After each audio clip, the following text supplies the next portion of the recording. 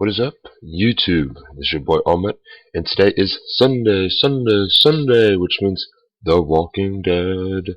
And today's episode was called Prey.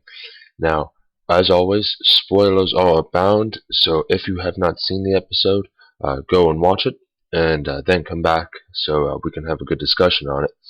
And the episode pretty much opens up with a flashback of Michonne and Andrea before they hit Woodbury, and they're in the woods, and Andrea pretty much asks Michonne, "Hey, you never actually talked about this, but who exactly are, the walkers, that you carried with you?"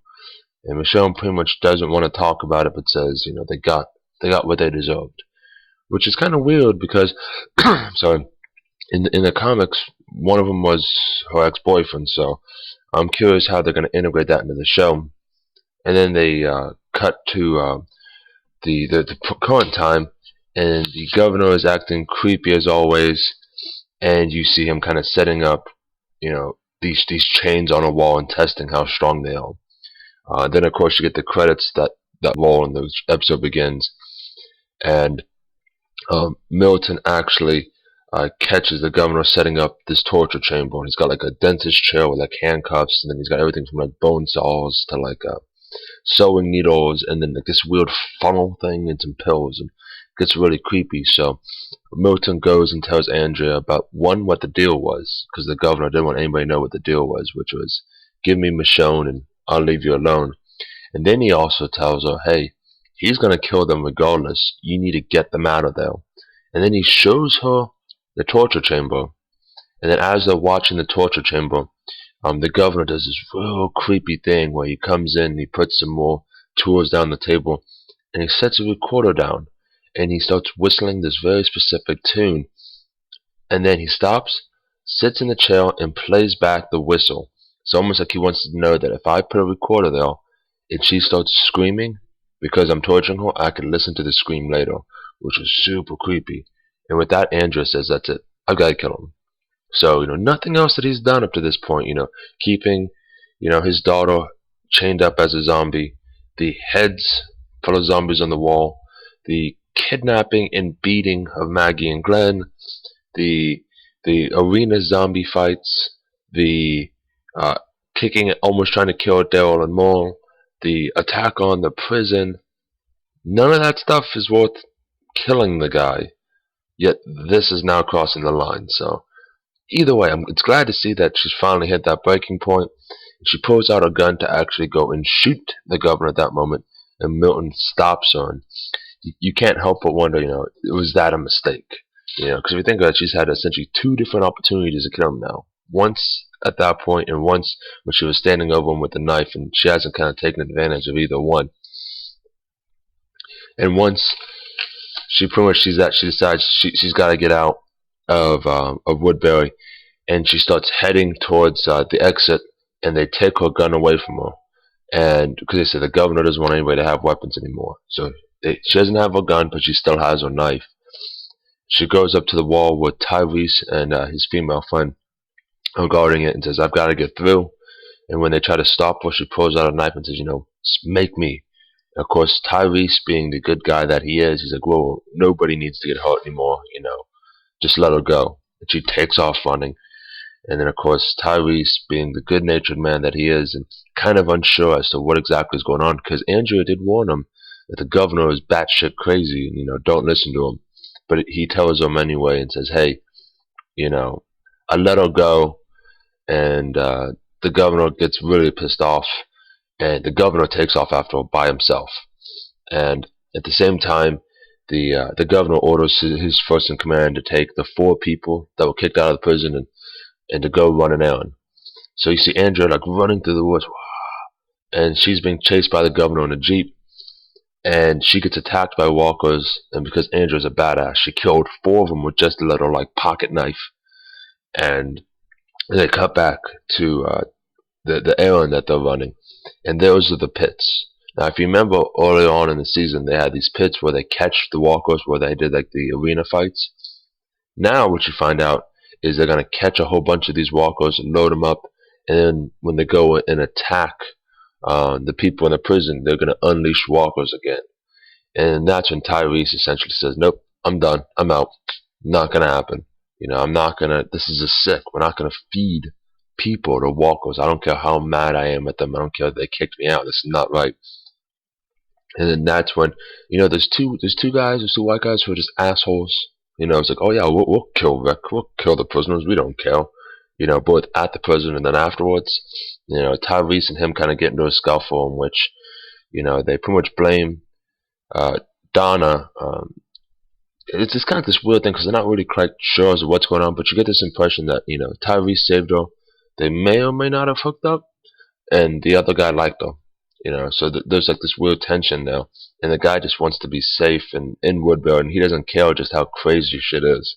And Tyrese just kind of he just doesn't want to be there anymore. He sees the writing on the wall. He sees how crazy the governor is. And that kind of leads to blows.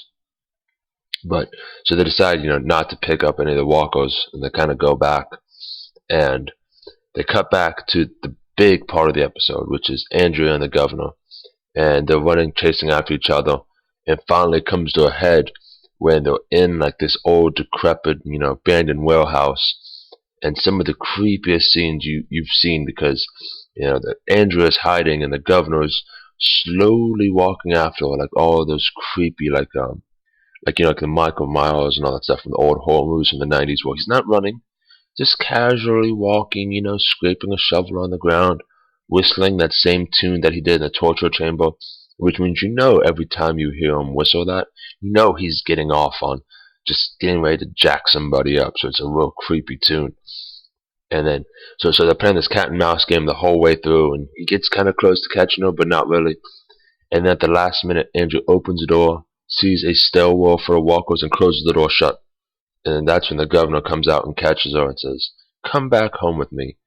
And she says, not gonna happen. And she opens the door, gets behind the door, and opens it all the way. And this flood of walkers attacks the governor. At least 10 to 20 of them. And you see her close the door once the last one leaves and stares through the window at him, kind of like, yeah, motherfucker, I gotcha. I gotcha. And the governor at this point is freaking out because all he's got a shovel and a pistol. And you see him pretty much fighting them off with everything he can. And Andrea just takes off. And at this point, you're not sure does the governor make it. You don't know. And Andrea's escaped, and they kind of flash back to the pits. And somebody has pretty much driven to the pits, covered all of the walkers, and there was probably like 30 walkers in there at this point, and burnt them all. And you kind of know it's Milton because Andrea's pretty much challenged Milton that you have to do something. You can't just be a bystander anymore. And then they show Andrea pretty much getting to the prison. You see her just relieved, just like 5 feet from like the edge of the clearance, and then the governor grabs her. And Rick kind of catches something. He sees what looks like somebody because he's on guard, like somebody drop into the woods.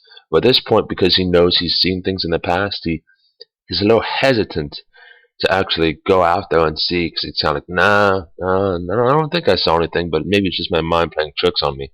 And you see the governor with his hand over Andrea's mouth, saying, you're coming back with me. So then you see the governor's truck. He's like pulls into Woodbury. He lowers the window just a little bit. And that's when he finds out that someone's burnt all the walkers, and he says, "Hey, grab that group of 4. I want to go talk to them." And he goes, he's starting to talk with them, and he says, "Hey, what's going on here?" And he says, "I'm sorry, I lost my cool. I shoot off at the mouth sometimes." It's Tyrese talking, and he says, "It won't happen again. We want to stay here."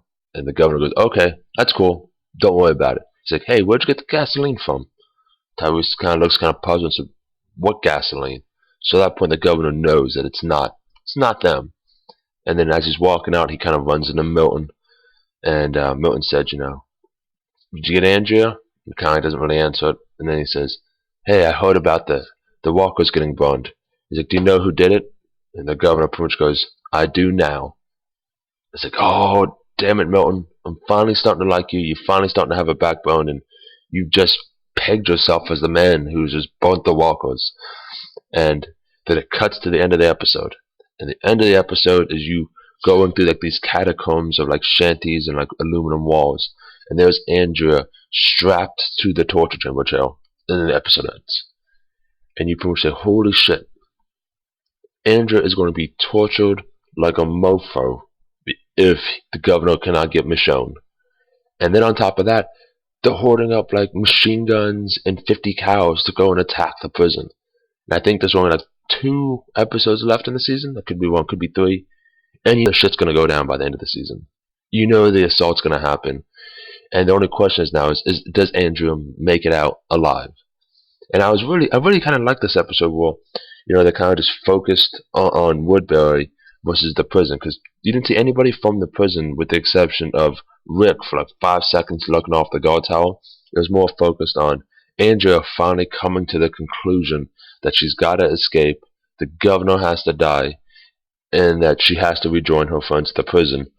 And Milton finally growing a backbone and saying, I can't be a part of this anymore. I have to get out of here. And I think it's also Tyrese finally saying, I have to get out of here as well.